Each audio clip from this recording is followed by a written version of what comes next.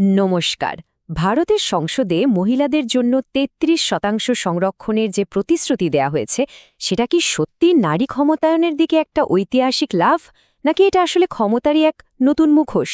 চলুন আজ আমরা এই যুগান্তকারী বিলটার পেছনের আসল গল্পটা একটু তলিয়ে দেখি আমাদের সোর্স ম্যাটেরিয়ালের ওপর ভিত্তি করে।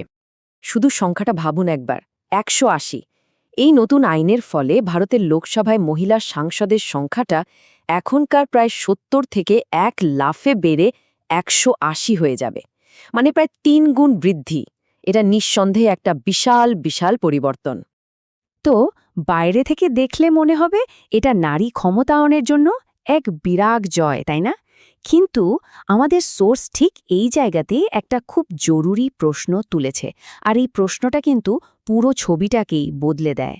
প্রশ্নটা হলো, রাতারাতি এই যে ১০০রও বেশি নতুন মহিলা নেত্রী দরকার হবে, তারা আসবেন কোথা থেকে? আকাশ থেকে তো আর পড়বেন না, তাই না? আমাদের সোর্স বলছে এর উত্তরটা কিন্তু আমাদের দেশের বর্তমান রাজনৈতিক বাস্তবতার মধ্যেই লুকিয়ে আছে। আর সেই উত্তরটা হল বংশতন্ত্র, এমন একটা প্রবণতা যা ভারতীয় রাজনীতিতে একেবারে শিকড় গেড়ে বসে আছে। এই স্লাইডের পরিসংখ্যানটা একবার দেখুন, কি অবিশ্বাস্য, তাই না? বর্তমানে সংসদে যতজন মহিলা সাংসদ আছেন তাদের ঠিক অর্ধেক, মানে 50% রাজনৈতিক পরিবার থেকে এসেছেন। আর পুরুষদের ক্ষেত্রে এই সংখ্যাটা কত? মাত্র ২৫%।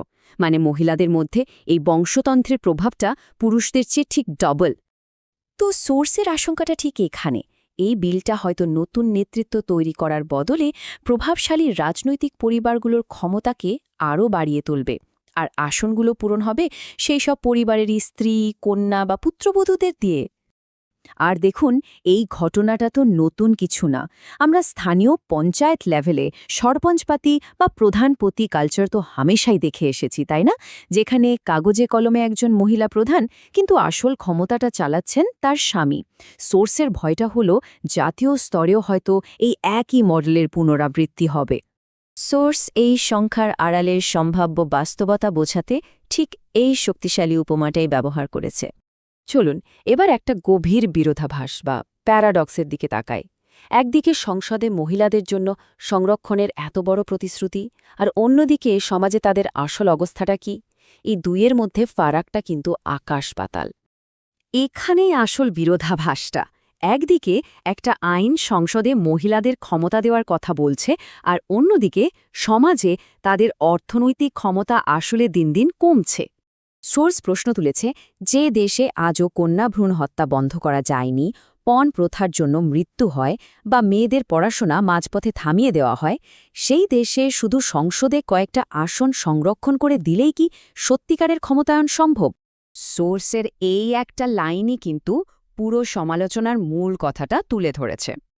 আর এখান থেকেই একটা খুব মৌলিক প্রশ্ন উঠে আসছে, আমরা যেটাকে ক্ষমতায়ন বলছি সেটা কি সত্যি ক্ষমতা দেওয়া, নাকি নিছকই একটা সাজসজ্জা? সোর্সের মতে সত্যিকারের ক্ষমতায়ন ওপর থেকে নিচে নামে না, বরং নিচ থেকে ওপরে ওঠে।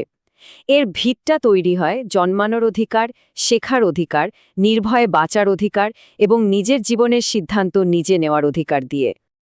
এই অধিকারগুলো নিশ্চিত না হলে বিলটা একটা সাজানোর সামগ্রী হয়ে ওঠার ঝুঁকি কিন্তু থেকেই যায়।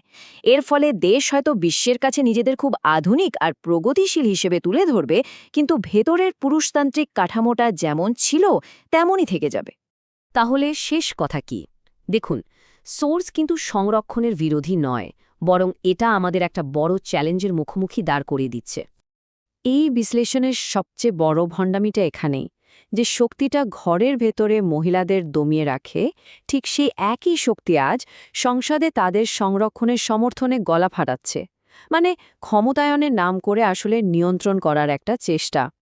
আর এখানে আমাদের সোর্স একটা চূড়ান্ত প্রশ্ন রেখে যাচ্ছে আমাদের সবার জন্য।